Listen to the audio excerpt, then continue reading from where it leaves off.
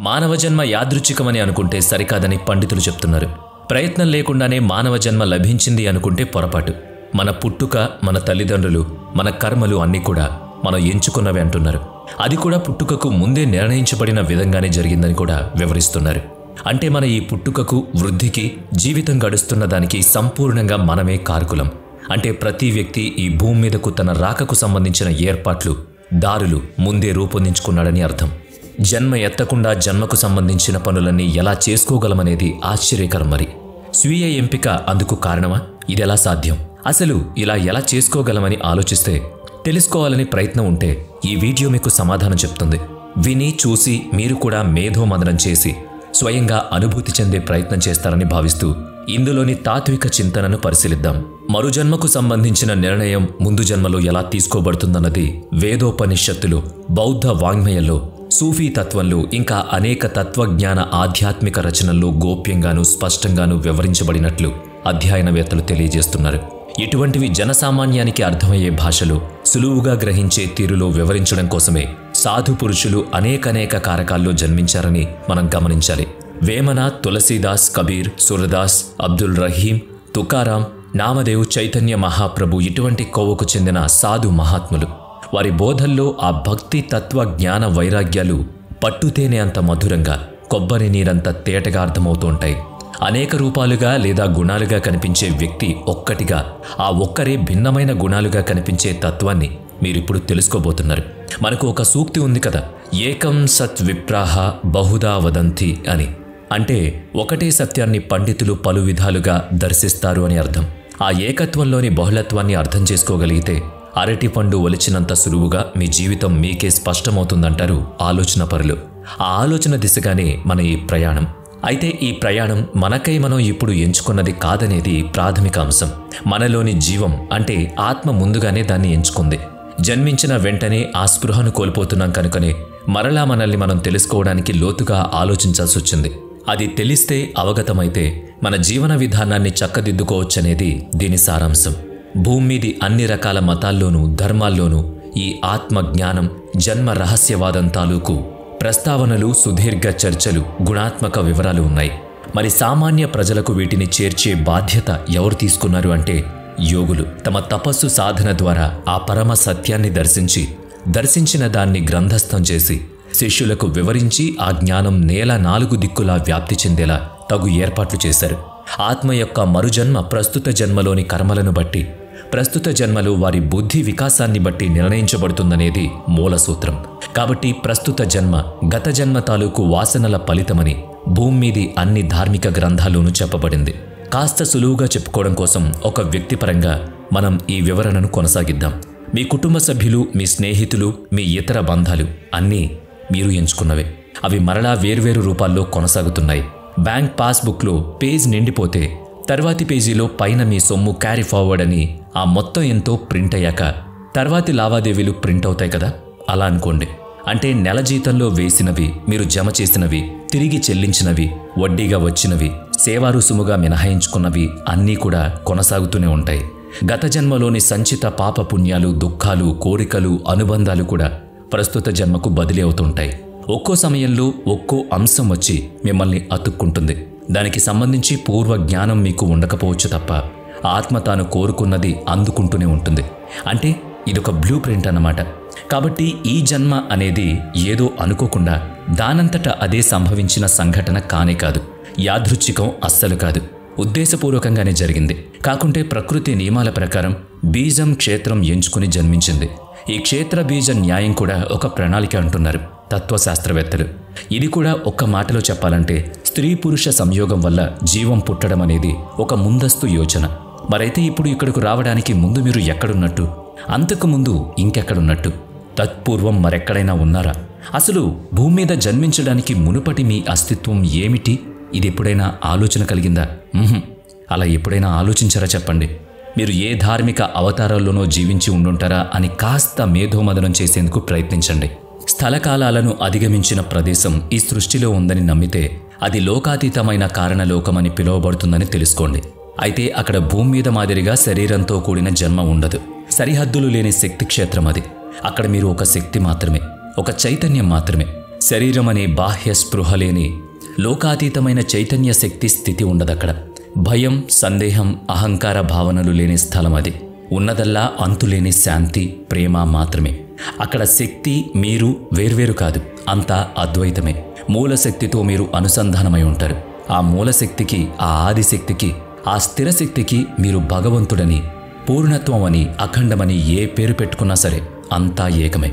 మీరు ఆ అనంత అద్వైత శక్తి ఒక్కటే అయినప్పుడు భేదభావాలకు చోటెక్కడ లేనేలేదు.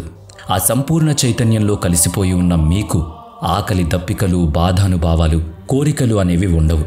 మీ ఉనికిని మీరు ఆస్వాదిస్తారంతే. అంటే అక్కడ మీరు అనంతమైన వారు, శాశ్వతమైన వారు, నాశనం లేనివారు. అక్కడి నుంచి మీరు ఎన్ని జన్మల యాత్రలు చేసుంటారు, ఎన్ని మార్లు మరణానుభూతిని పొందుంటారు. ఆ ప్రతి యాత్రలోనూ ఎన్నెన్ని అనుభవాలు, అనుభూతుల్ని మూటగట్టుకుని ఉంటారు. మీకు గుర్తుందా మరి? ఈ ప్రస్తుత పూర్ణత్వంలోనూ మీకు ఒక కోరిక ఉండుంటే మళ్ళీ ఏదో కొత్త దాన్ని అనుభూతి చెందాలనే మీ అంతర్గత పిలుపును మీరు వినగలిగితే అప్పుడు మీ గురించి మీకు మరో అంశం తెలుస్తుంది.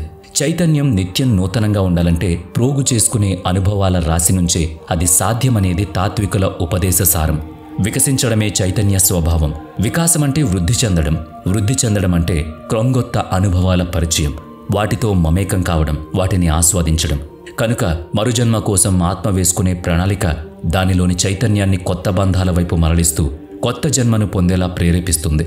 కొత్త ప్రయాణం మొదలుపెట్టే ముందే గత జన్మ తాలూకు లెక్కల్ని సరిచూస్తుంది.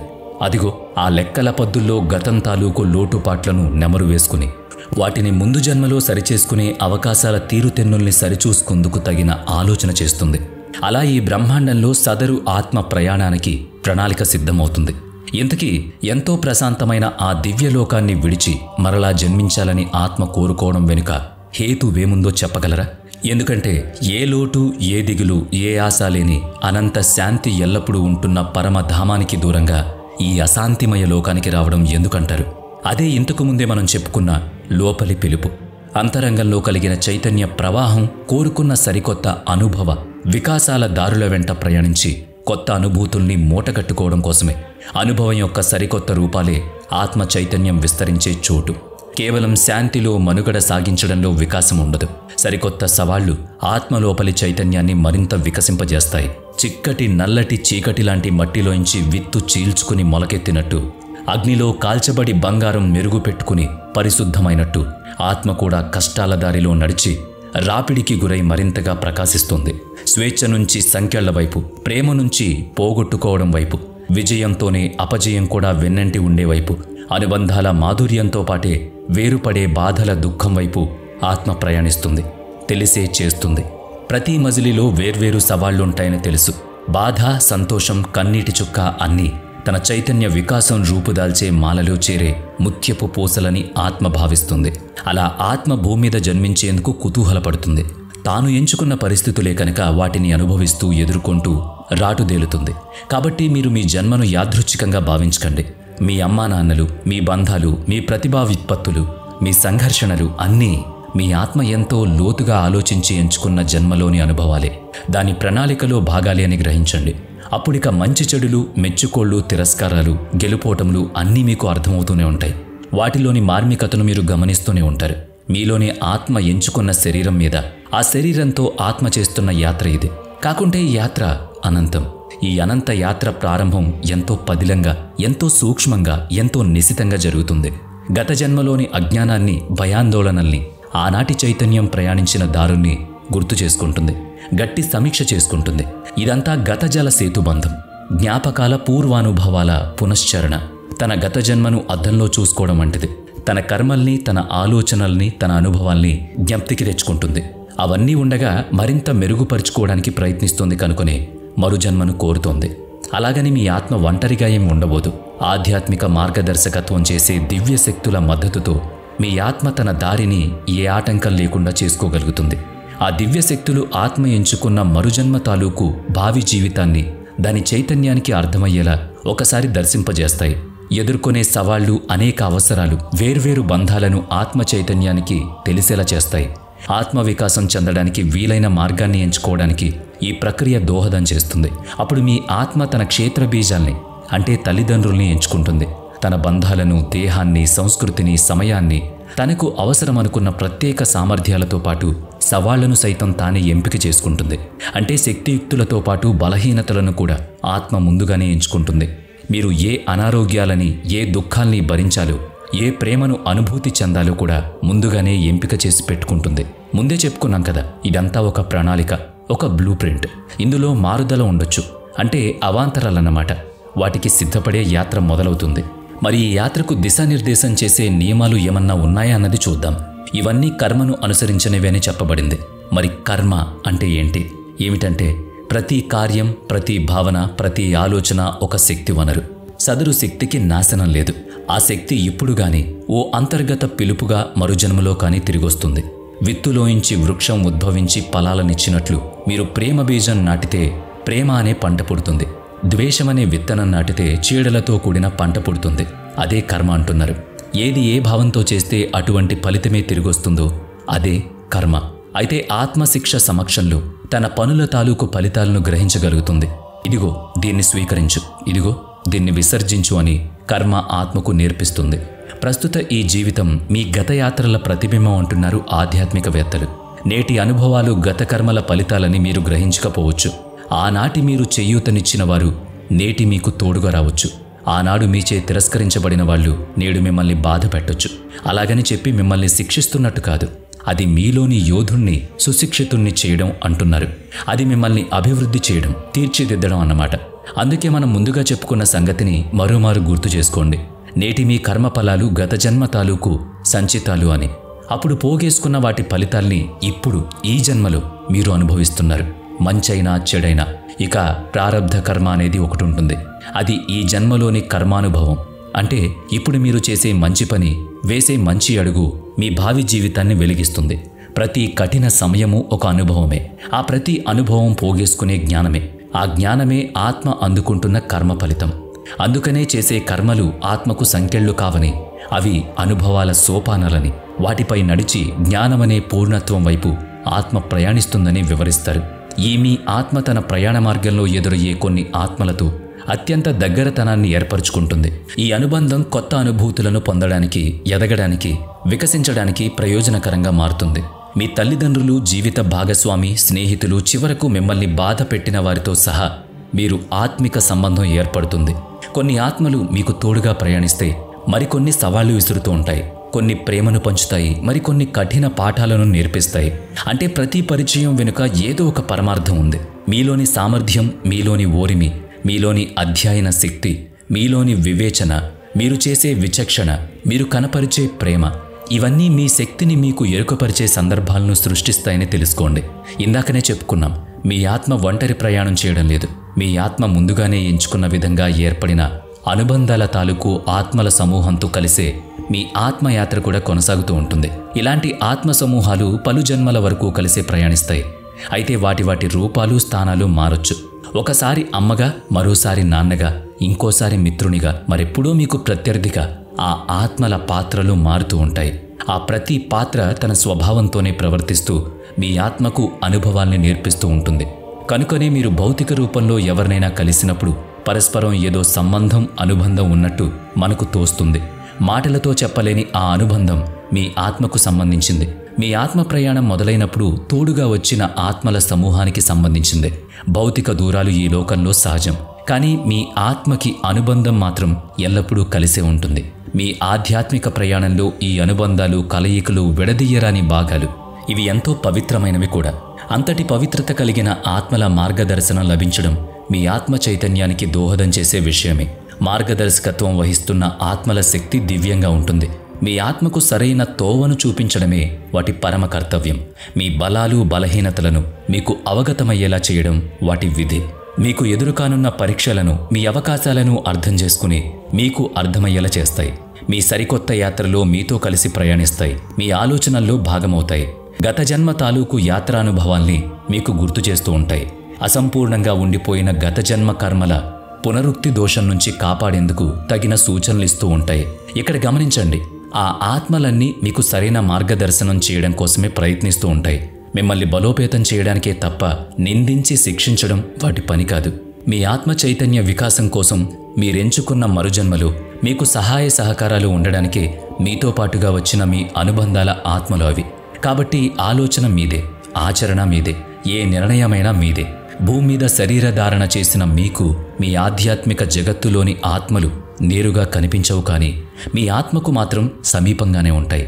సమయ సందర్భాల్ని బట్టి సంకేతాలిస్తూ ఉంటాయి, స్వప్నంలో కనిపిస్తూ ఉంటాయి. ఆకస్మిక సంఘటనల ద్వారా మీ సందర్భ శుద్ధిని ప్రేరేపించి జాగృతం చేస్తూ ఉంటాయి. జీవిత గమనంలో నిరాశ, స్పృహ, నిర్లిప్తత, నిస్సత్తువులకు లోనైనప్పుడు మీరు ఒంటరివారు కారని, మీ ఆధ్యాత్మిక అనుబంధాలు, ఆత్మలు ఆదరణతో ఆదుకోవడానికి సిద్ధంగా ఉంటాయని గుర్తుంచుకోండి. వాటి సంకేతాలను అందుకుని అర్థం చేసుకోవడానికి మీరు సంసిద్ధంగా ఉండాలంతే. అయితే మీరు మీ మనసు మాట వినాలి, మీ అంతరంగ సంచలనాల్ని గ్రహించగలగాలి, మీ ఆలోచన తరంగాల్ని వాటితో అనుసంధానం చేయగలగాలి. ఆ దివ్యాత్మల అస్తిత్వాన్ని మీరు ఆవాహన చేసుకోవాలి. ఇక్కడ మీకు మరొక విషయం చెప్పాలి. మీ ఆత్మ ఒక ప్రణాళికతోనే మరుజన్మ ఎత్తిందన్నది ఎంత వాస్తవమో, ఇక్కడ ఈ భౌతిక రూపంలో మీరు మీ ఆత్మ చెప్పినట్టుగానే కట్టుగా నడిచి తీరాల్సిందే. ఇలాంటి కఠిన నియమావళి లేదనేది వాస్తవమే. అంటే మీరు స్వతంత్రులు. మీ ప్రయాణ మార్గాన్ని మీరు స్వేచ్ఛగా ఎంచుకోవచ్చు. కష్టాల నుంచి పారిపోవాలా, వాటిని ఎదుర్కొంటే నేర్చుకోగలవా అన్నది మీ చేతుల్లోనే ఉంది. మీ కర్మ మీరు ఎలా నిర్వచించాలనుకుంటున్నారో అలా అనుసరించడంలో మీకు పూర్తి స్వేచ్ఛ ఉంది. అది ప్రేమ మార్గమా, ద్వేష మార్గమా అన్నది పూర్తిగా మీ ఇష్టం. కాబట్టి మీ భవిష్యవాణి, మీ జాతక పత్రం, మీ పూర్తి జీవితం గురించి సంపూర్ణ వివరణ ఇవ్వలేవు. మీ స్వంత ఇష్టానిష్టాలు చెల్లుబాటు చేసుకోవచ్చు. చూసారా, మీ ఆత్మ ఆడుతున్న ఆట ఇది. జన్మ ఎత్తడానికి ప్రణాళిక వేసుకుంది, మళ్ళీ సొంత ఇష్టాల్ని పాటించుకోమని చెప్తోంది. అంటే రాతి మీద చెక్కిన వ్రాతలాగా కాకుండా నీటి ప్రవాహంలాగా మీ ఆలోచనల్ని, భావనల్ని మీ కర్మల ద్వారా నిర్ణయించుకోవచ్చు.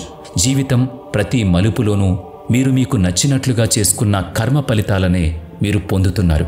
అదేమిటి, ఆత్మ ముందుగానే అన్నీ బ్లూ ప్రింట్ వేసుకుని మరీ జన్మించింది కదా, అయినా కూడా మనకు స్వేచ్ఛ ఉందేంటి అంటారా? ఉంది. సరే, ఆత్మ వేసుకున్న ప్రణాళిక ఈ భౌతిక జన్మలో మన జ్ఞాపకంలోకి రావడం లేదెందుకని మీరెప్పుడైనా ఆలోచించారా?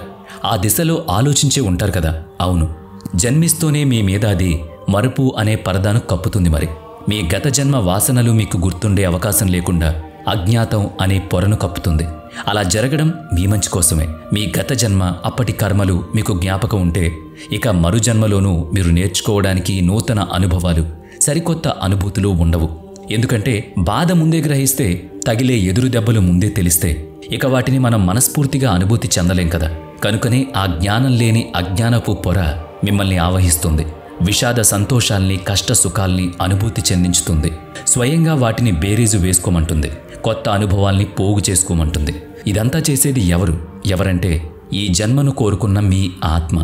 మిమ్మల్ని మీరు మళ్ళీ తెలుసుకునేలా ప్రోత్సహించేది స్వయంగా మీ ఆత్మే.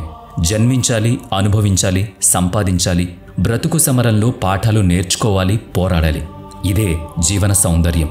అయితే ఆత్మ సంకేతం మాత్రం మీతో ఉంటుంది. అంతకుముందు చెప్పుకున్నట్టుగా స్వప్న సంకేతాలనిస్తుంది. ఆ దాటున మీ మనస్సులో ఏదో మెరుపులాంటి ఆలోచనను కలిగిస్తుంది. ఎవరో అపరిచితుని చేత గాలివాటం మాటలుగా వినిపిస్తూ ఉంటుంది. మీ అంతరంగం వాటిని పట్టుకున్నప్పుడు మీ ఆత్మ ఘోష మీకు అర్థమవుతుంది. మరుపు దుప్పటి క్రింద జీవితం దారి మారుతూ ఉంటే చెళ్ళున ఏదో ఒక సంకేతం ఇచ్చి సరిచేసుకుంటుంది. మిమ్మల్ని విడిచిపోలేదు, మీతోనే ఉన్నాను అని సూచిస్తుంది. నేను ఎవరు, నేను ఎందుకు పుట్టాను, నేను ఏం చెయ్యాలి అనే చింతన, స్పృహ మీలో కలిగేలా మిమ్మల్ని జాగృతం చేస్తూ ఉంటుంది. ఇక ఆ స్పృహ మీకు కలిగిన నాడు ముక్తి మార్గంలో నడవడం అనేది మీ కర్మలోనే ఉంటుంది. తత్వమసి అనే వేద శబ్దానికి అర్థం తెలుసుగా? పర్లేదు, పెద్దల్ని అడగండి చెప్తారు, లేదా నిఘంటువులో వెతకండి, మీకే అర్థమవుతుంది. వీడియో నచ్చితే లైక్ చేయండి, షేర్ చేయండి. ఇప్పటి వరకు మన ఛానల్ని సబ్స్క్రైబ్ చేయనట్లయితే ఇప్పుడే సబ్స్క్రైబ్ చేసుకుని పక్కనే ఉన్న బెల్ ఐకాన్పై క్లిక్ చేయండి. నెక్స్ట్ వీడియోలో మళ్ళీ కలుద్దాం. Thanks for watching.